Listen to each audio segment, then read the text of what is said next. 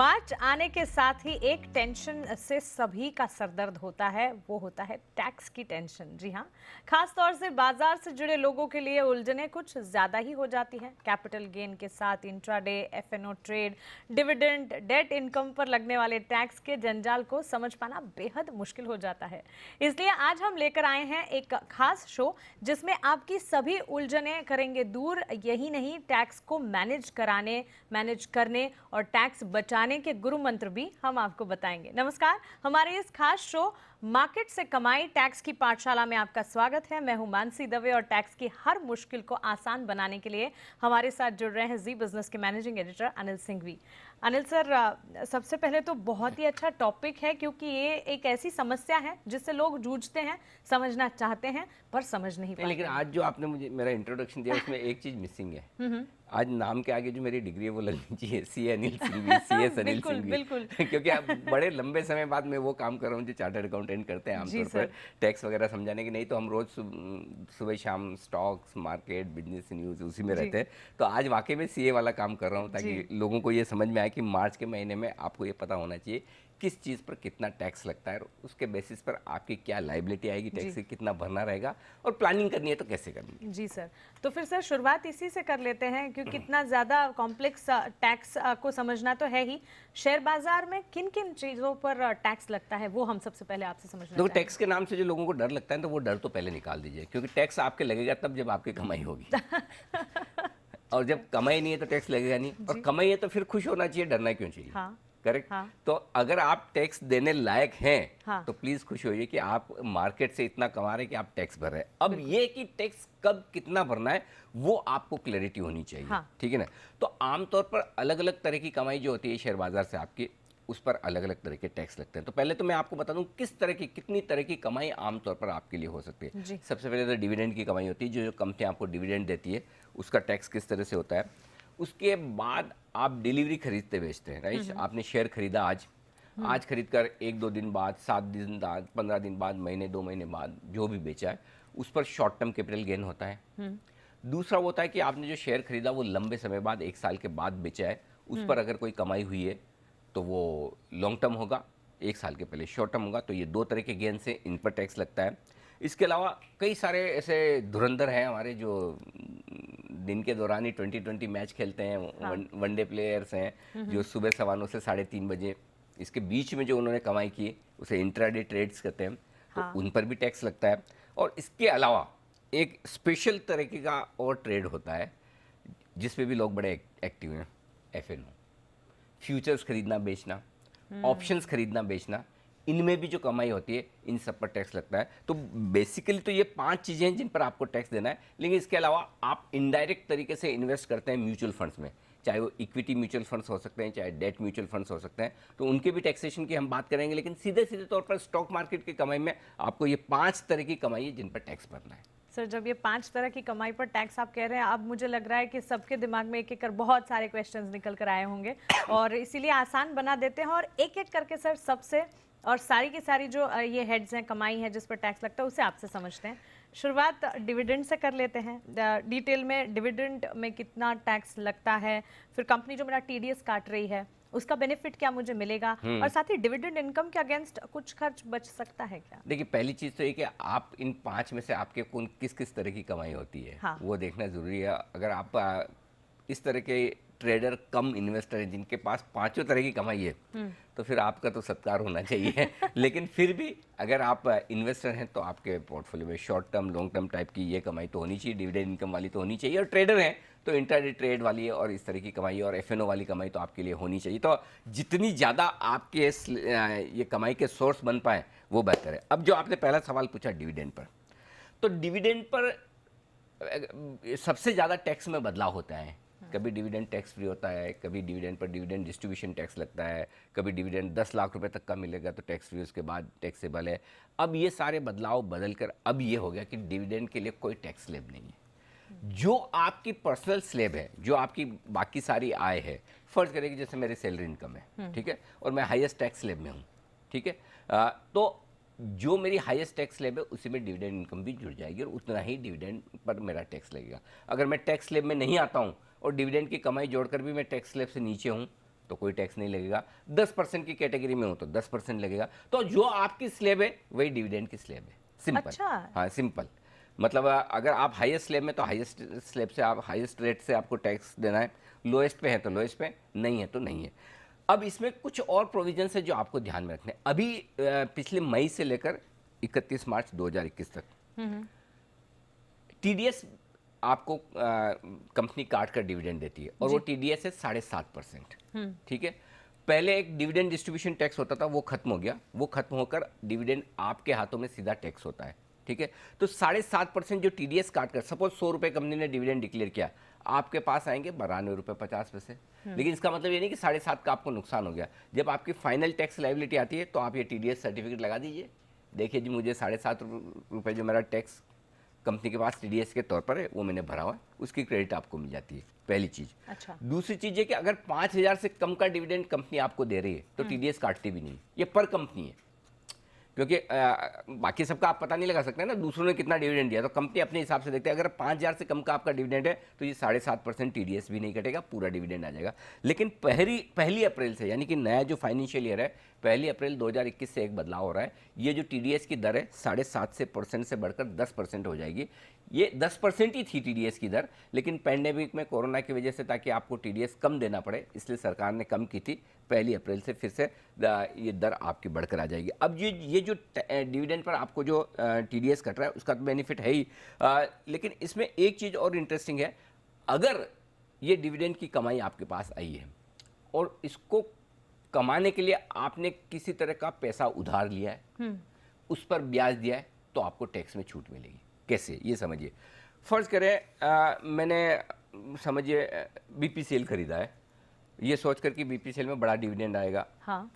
मैंने उधार लिया पैसा, बीपीसीएल के शेयर खरीदे, डिविडेंड आया, जो उधार लिया पैसा उस पर जो ब्याज भरा है मैंने, उस ब्याज का खर्चा मुझे डिडक्शन के तौर पर मिल जाएगा डिविडेंड में से, ताकि उतना मुझे कम टैक्स देना पड़े। लेकिन कितना, जितना डिविडेंड आया उसका मैक्सिमम 20% तक ही आप इंटरेस्ट के तौर पर, खर्चे के तौर पर, यानी कि आपको 100 रुपये डिविडेंड मिले तो 20 रुपये तक आपने अगर उस पर ब्याज भरा है, 20 से ज़्यादा भरा है तो आपको नहीं मिलेगा, 20 रुपये तक का ब्याज का खर्चा आपको मिल जाएगा। बाकी बचे हुए 80 रुपये डिविडेंड पर आपको आपकी जो टैक्स स्लैब है, पर्सनल टैक्स स्लैब है, उस पर आपको टैक्स लगेगा। तो ये आप एक फ़ायदा उठा सकते हैं। अगर आपने किसी से पैसा उधार लिया है, मार्केट में लगाया है, डिविडेंड आया है, उस पर आपने जो उधार लिया उस पर ब्याज दिया है, तो वो ब्याज उसमें से कम कर लीजिए। और वो इसलिए क्योंकि हम उनके शेयर खरीदने के लिए उधार ले रहे हैं, तो हाँ, हमें ये जाहिर सी बात है, रियायत कॉस्ट है ना मेरी, कॉस्ट ऑफ फंड्स। हाँ हो रहा है, बिल्कुल। बिल्कुल। ठीक है।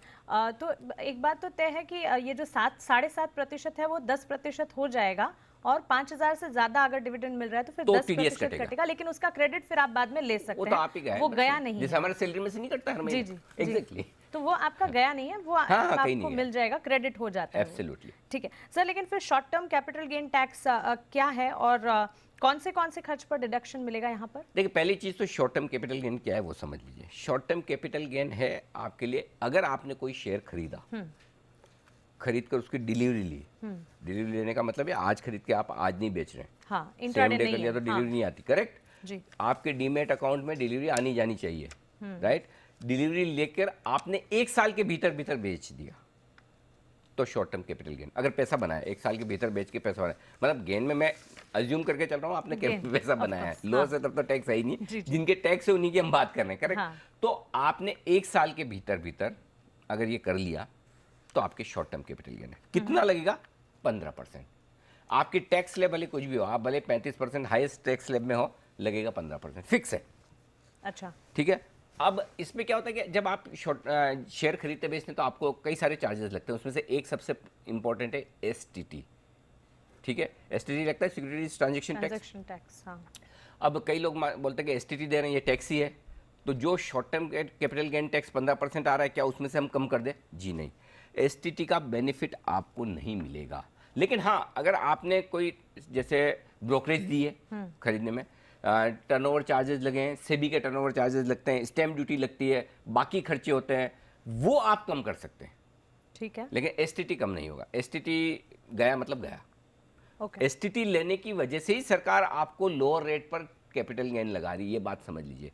तो शॉर्ट टर्म कैपिटल गेन्स में आपको दूसरे खर्चों का बेनिफिट मिलेगा, transaction charges, brokerage, SEBI charges, stamp charges ये सब है, लेकिन एसटीटी का STT बेनिफिट नहीं। भी नहीं मिलेगा। और जितना शॉर्ट टर्म कैपिटल गेन आया डिलीवरी का, एक साल के भीतर भीतर आपने खरीदा बेचा, 15% दीजिए, थैंक यू वेरी मच, ठीक सिंपल। है। तो सर ये तो शॉर्ट टर्म कैपिटल गेन की बात हुई, लेकिन short term capital gain tax, short term capital gain और लॉन्ग टर्म कैपिटल गेन में फ़र्क क्या है?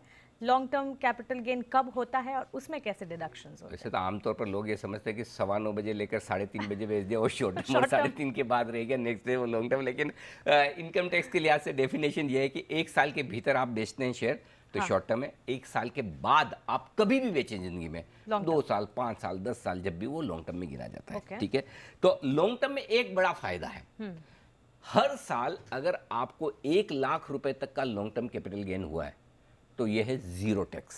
अच्छा। हाँ, इसमें कोई टैक्स नहीं लगेगा 1 लाख। लेकिन बहुत सारे ऐसे सौभाग्यशाली लोग हैं जो साल में 1 लाख रुपए से ज्यादा का लॉन्ग टर्म कैपिटल गेन बनाते हैं, तो उनको टैक्स लगेगा 10% फिक्स। जैसे शॉर्ट टर्म में 15% फिक्स है, लॉन्ग टर्म में 10% फिक्स है, सिंपल। बस आपको एकदम क्लियर कट है, 10% का आपको टैक्स लग जाएगा, बात खत्म। अब ठीक क्या है इसमें बेनिफिट, क्या मिलेगा? इसमें भी सेम है, एसटीटी का बेनिफिट नहीं मिलेगा। आप ये मत सोचिए कि 10% जो मेरा टैक्स कैलकुलेशन होकर आया उसमें से एसटीटी तो मैंने भरा हुआ है वो काट लूँ। टीडीएस और एसटीटी में फर्क है, तो एसटीटी का आपको बेनिफिट वहां नहीं मिलेगा। लेकिन हाँ, आपको दूसरे खर्चों का बेनिफिट मिल जाएगा जो शॉर्ट टर्म में भी मिलता है, brokerages, turnover charges, SEBI charges, stamp duty, ये सारे बेनिफिट आपको मिलेंगे। एक और चीज, शॉर्ट टर्म कैपिटल गेन हो या लॉन्ग टर्म कैपिटल गेन, इसमें चैप्टर 6A के डिडक्शन नहीं मिलते। चैप्टर 6A के डिडक्शन जो मैं आपको आसान भाषा में बताऊं, आप और हम जैसे साल के अंत में नहीं करते हैं इंश्योरेंस प्रीमियम, मेडिक्लेम, जी। है ना, पीपीएफ, ये चैप्टर 6 के अंडर आते हैं। अच्छा। तो ये चैप्टर 6 के अंडर के जो बेनिफिट हैं ये लॉन्ग टर्म और शॉर्ट टर्म कैपिटल गेन पे नहीं मिलते। क्यों नहीं मिलते उसका लॉजिक देता हूँ। जिन टैक्स में रेट फिक्स है कि 15%, 10%, इरेस्पेक्टिव ऑफ आपकी जो भी टैक्स स्लैब हो, उसमें चैप्टर 6 के बेनिफिट नहीं मिलते। ये तब मिलते हैं जब आप वेरिएबल टैक्स स्लैब में हो और आप इन्वेस्ट करके अपना टैक्स नीचे ला सकते हैं। तो कैपिटल गेन में फिक्स है, आपको किसी तरह का कोई, आप LIC ले न ले, आप PPF ले न ले, आपको कोई टैक्स बेनिफिट इसमें मिलेगा नहीं। तो ठीक है। इस वाले जो स्लैब है, इस वाली जो इनकम है शॉर्ट टर्म या लॉन्ग टर्म कैपिटल गेन, इसमें आपको किसी तरह का चैप्टर 6 का डिडक्शन नहीं मिलेगा। लेकिन आपके लिए 1 लाख रुपए तक का long term capital gain tax से फ्री है हर साल। 1 लाख के ऊपर है 10% टैक्स भर दीजिए, थैंक यू वेरी मच। ठीक है। और सर टैक्स के अगर परसेंटेज की बात करें, शॉर्ट टर्म कैपिटल गेन की दर 15%, लॉन्ग टर्म की दर 10% और दोनों में ही एसटीटी का फायदा नहीं मिलेगा, करेक्ट। ठीक है सर। अब बात होती है वो 9:15 से 3:30 वालों की। इंट्राडे अगर कर रहे हैं तो फिर उसमें किस तरह से टैक्स लगेगा? Full full? हाँ, जितना कमाए सब पे टैक्स दो आप। अच्छा। हाँ, मतलब आपकी जो टैक्स स्लैब है, अब अगर आप हाईएस्ट टैक्स स्लैब में तो हाईएस्ट दीजिए। हाँ। नहीं है आपका, सब कमाई मिलके आपकी टैक्स स्लैब में नहीं आता है तो नहीं लगेगा। तो इसके लिए बेस्ट है कि अगर आप हाईएस्ट स्लैब में नहीं जाना चाहते तो आप अलग अलग फैमिली नाम में अकाउंट खोल के ट्रेड कीजिए ताकि आपको बच सके टैक्स स्लैब से। लेकिन सिंपल है, आपकी जो पर्सनल टैक्स स्लैब है उतना ही टैक्स स्लैब आपको लगेगा। और क्यों लगेगा? और हाई जो इंट्राडे में आप ट्रेड करते, खरीदना बेचना, लिए बेचे, उसको बिजनेस इनकम माना जाता है। वो इन्वेस्टमेंट इनकम नहीं है भी नहीं, इन्वेस्टमेंट ट्रेडिंग है ना। हाँ, प्रॉपर ट्रेडिंग क्या होता है? ट्रेडिंग बिजनेस ही है। हाँ। तो इनकम टैक्स डिपार्टमेंट उसको बिजनेस इनकम मानता है। ओके। और बिजनेस इनकम मानता है तो फिर वो बिजनेस इनकम के हिसाब से उस पर खर्चा लगता है, सिंपल। उसके हिसाब से टैक्स लगता है और बिजनेस इनकम मान के ही फिर आपकी जो पर्सनल टैक्स स्लैब है उसके हिसाब से आपको टैक्स देना पड़ेगा उस पर। ठीक है। तो सर फिर इन सभी को समझते हुए क्या फ्यूचर एंड ऑप्शंस में ट्रेड करना ज़्यादा फायदेमंद है? वहाँ पर टैक्स कम लगता है क्या? नहीं, ऐसा नहीं। ट्रेड तो आप वहाँ करो जहाँ आपको प्रॉफिट होता हो। हाँ। टैक्स तो बाद में ना, प्रॉफिट ही नहीं बना टैक्स कहाँ से? तो अगर आप इंट्राडे ट्रेड करके बना सकते हैं, long term short term delivery रखकर बना सकते हैं, या फिर फ्यूचर ऑप्शन में करके बना सकते हैं, या इंडिविजुअल है कि। तो अब फ्यूचर ऑप्शंस में टैक्स किस तरह से लगता है? पहली चीज़ ये समझ लीजिए कि इनकम टैक्स डिपार्टमेंट का क्लियर कट मानना है कि फ्यूचर्स और ऑप्शंस में आप जो भी ट्रेड करते हैं वो इन्वेस्टमेंट नहीं है, और इन्वेस्टमेंट जो नहीं है वो उनके हिसाब से बिजनेस इनकम है। तो अगर आपने कोई फ्यूचर खरीदा बेचा, भले ही फ्यूचर आपने इंट्राडे खरीदा बेचा नहीं हो, आज फ्यूचर लिया हो, आपने पूरी सीरीज रखा हो, 10, 5, 15 दिन, महीना भर रखा हो, बाद में रोल ओवर भी किया हो, लेकिन फिर भी इनकम टैक्स डिपार्टमेंट के लिए ये बिजनेस इनकम है। ठीक है। ऑप्शंस में जो भी आपकी कमाई हो रही है वो बिजनेस इनकम है, तो इसको बिजनेस इनकम के हिसाब से फिर आपकी जो पर्सनल टैक्स स्लैब है वही टैक्स लगेगा। हाँ, इसमें एक चीज़ जरूर है कि जो चूंकि ये बिजनेस इनकम है तो इसमें आप खर्चे डिडक्शन के तौर पर ले सकते हैं। जो आपने एसटीटी पेमेंट किया है, टर्नओवर चार्जेस वगैरह जो पेमेंट किया है, ब्रोकरेजेस वगैरह जो दिए, वो आपके खर्चे माने जाएंगे, लेकिन लगेगा आपको पूरा टैक्स। ये ध्यान में रखें। तो फ्यूचर्स, ऑप्शंस और इंट्राडे ट्रेडर्स ये ध्यान में रखें। दिन के दौरान ट्रेड करने वाले कैश मार्केट में, फ्यूचर्स में दिन के दौरान या कभी भी, ऑप्शंस में दिन के दौरान या कभी भी ट्रेड करने वाले, आपके लिए ये सारी जो कमाई है ये बिजनेस इनकम मानी जाएगी। ये ध्यान में रखिए। इस चीज को ध्यान में रखिए कि अगर आप इंट्राडे कर रहे हैं, एफएनओ कर रहे हैं, तो फिर बिजनेस इनकम है, क्योंकि ट्रेडिंग सीधे तौर पर कर रहे हो, उससे निवेश नहीं माना जाएगा। सर, वो सवाल से जो सवाल आता है ना, वैसा ही एक सवाल आ रहा है दिमाग में। ये जो आप बिजनेस इनकम कह रहे हैं, ये बिजनेस इनकम है क्या? और अगर बिजनेस इनकम है तो क्या बिजनेस खर्चे भी हैं? और यहाँ पर फिर किस तरह से टैक्स होता है? हाँ, बिल्कुल, ये अच्छा सवाल है। ये समझना जरूरी है कि आमतौर पर लोग समझते हैं मैं तो इन्वेस्ट कर रहा हूँ, खरीद रहा, बेच रहा हूँ, मैंने लिया था आज कि रखूंगा मैं 2 महीने तक, लेकिन आज ही 10% बढ़ गया, मैंने बेच दिया, तो ये बिजनेस इनकम कैसे हुई? मैं तो इन्वेस्टर हूँ, भले मैंने इंट्राडे। ये आप सोचते हैं, मैं सोचता हूँ, मैं भी मान लूँ, लेकिन इनकम टैक्स डिपार्टमेंट ऐसे मानता नहीं है और इस पर डिस्प्यूट बहुत होते हैं। तो आप ये समझ के चलें कि जो आपने तुरंत कर दिया वो बिजनेस इनकम है, यानी कि इंट्राडे ट्रेड और एफएनओ ट्रेड आपके बिजनेस इनकम है। अब चूंकि बिजनेस इनकम है तो बिजनेस इनकम में आपको खर्चे भी मिलेंगे। अब एसटीटी, मैंने कहा कैपिटल गेन में से एसटीटी का बेनिफिट नहीं मिलता, लेकिन बिजनेस इनकम में इंट्राडे ट्रेड्स में, एफएनओ ट्रेड्स में एसटीटी का बेनिफिट मिलेगा। लेकिन कैसे मिलेगा? ये खर्चा है, आपका टैक्स में से कम नहीं होगा, कमाई में से कम होगा। दोनों में फर्क है, टैक्स में से और कमाई से कम होने में फर्क है। टैक्स तो कमाई पे, पूरी कमाई आ जाने के बाद आपकी टैक्स स्लैब के हिसाब से आता है, तो वो तो अगर टैक्स से सीधा कम हो जाए तो बहुत कम हो जाएगा, टैक्स आपका कम हो जाएगा। लेकिन इसको खर्चे के तौर पर आप, चाहे वो ब्रोकरेज हो, चाहे एसटीटी का पेमेंट हो, टर्नओवर चार्जेस हो, सेबी चार्जेस हो, ये सब उसमें से घटा सकते हैं। अगर दूसरे खर्चे, जैसे आपने एफएनओ के लिए भी ब्याज पर पैसा लेके आपने इन्वेस्ट किया है, इंट्राडे के लिए भी आप ब्याज पर पैसा लेके इन्वेस्ट कर रहे हैं, तो ब्याज का जो खर्चे उसको भी आप खर्चा मान सकते हैं। अगर बिजनेस इनकम है और उस बिजनेस इनकम को कमाने के लिए जैसे आपने कंप्यूटर वगैरह खरीदे हुए हैं, कुछ इलेक्ट्रिसिटी बिल, तो आप उसको बिजनेस इनकम में जो बिजनेस खर्चे की तरह जो आप ले सकते हैं बेनिफिट, वो इसमें ले सकते हैं। तो ये आप ध्यान में रखिए। लेकिन इसके साथ ही एक और इंटरेस्टिंग चीज़ है, जो चैप्टर 6A के डिडक्शन की हम बात कर रहे थे, जो आमतौर पर कैपिटल गेन में नहीं मिलता, वो यहाँ डिडक्शन मिलेंगे। जब अगर बिजनेस इनकम है तो इसके सामने आप इन्वेस्ट करके अपना टैक्स बचा सकते हैं। तो ये बेनिफिट है जो आप बिजनेस इनकम के तौर पर सामने खर्चे डालकर ले सकते हैं। तो कमाई के सामने आपको ब्याज का भी डिडक्शन मिलेगा, आप इन्वेस्ट करके टैक्स भी बचा सकते हैं, एसटीटी और बाकी खर्चों का भी बेनिफिट मिलेगा। लेकिन आपको जो टैक्स आएगा वो आपकी जो भी कंपनियां हैं तो कंपनियों की जो दर है उस हिसाब से टैक्स लगेगा। इंडिविजुअल नाम में आपने किया है ट्रेड तो आपकी जो टैक्स स्लैब आती है उसके हिसाब से आपको टैक्स देना पड़ेगा। ठीक है, तो तुरंत ट्रांजैक्शन कर रहे हैं उसे फिर बिजनेस इनकम माना जाना चाहिए। हाँ, मतलब इंट्राडे ट्रांजैक्शन या एफएनओ के ट्रेड्स। ठीक है, तो सर फिर ये तो हुई इक्विटी मार्केट्स की बात, पर अगर हम डेट की बात करें, डेट की कमाई पर किस तरह से कहाँ फिर टैक्स लगता है? कोई खास फर्क नहीं है, लेकिन 2 बड़े फर्क हैं फिक्स इनकम में और इक्विटी में। देखिए, इक्विटी में शॉर्ट टर्म होता है, 1 साल के भीतर आपने शेयर लेके बेच दिया, 1 साल से ज्यादा रखा लॉन्ग टर्म। हाँ। फिक्स इनकम में डेट में, चाहे वो म्यूचुअल फंड या सीधे आप बॉन्ड डिवेंचर खरीदें, 3 साल के पहले अगर आपने बेच दिया तो शॉर्ट टर्म, और 3 साल के बाद लॉन्ग टर्म। तो यहाँ लॉन्ग टर्म की डेफिनेशन, शॉर्ट टर्म की डेफिनेशन बदल गई। उधर 1 साल है, इधर 3 साल है शॉर्ट टर्म। 3 साल से ज्यादा रखेंगे डेट तो ही लॉन्ग टर्म होगा, पहली बात। तो पहला बदलाव तो ये। दूसरा बदलाव ये है कि अगर आपने शॉर्ट टर्म में 3 साल में लेके बेच दिया, चाहे वो म्यूचुअल फंड हो, डेट फंड या कोई बॉन्ड हो, तो आपको लगेगा जो short term capital gain tax, वो लगेगा आपकी पर्सनल स्लैब के अनुसार लगेगा। इक्विटी में शॉर्ट टर्म कितना लगता है? 15%। डेट में 15% नहीं है।